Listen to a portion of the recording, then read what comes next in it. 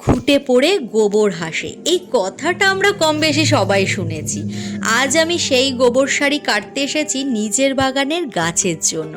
আরে এই গোবরের স্বভাবের কিছু মানুষ আছে, যখন গোবর থেকে ঘুঁটে তৈরি হয়ে জ্বলে ওঠে তখন নাকি ঘুঁটেকে পুড়তে দেখে গোবর হেসে ওঠে।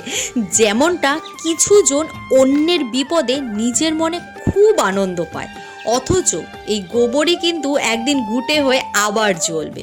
তাই কখনো কারোর খারাপ সময়টাকে নিয়ে সমালোচনা বা হাসাহাসি করার কোনো মানে নেই, কারণ সময় কখনো সমান যায় না।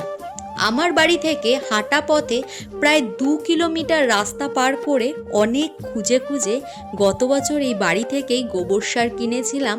বস্তা প্রতি 15 টাকা করে নিয়েছিল। আর বাগান তো আর এমনি এমনি সেজে ওঠে না, তার জন্য লাগে অনেক পরিশ্রম।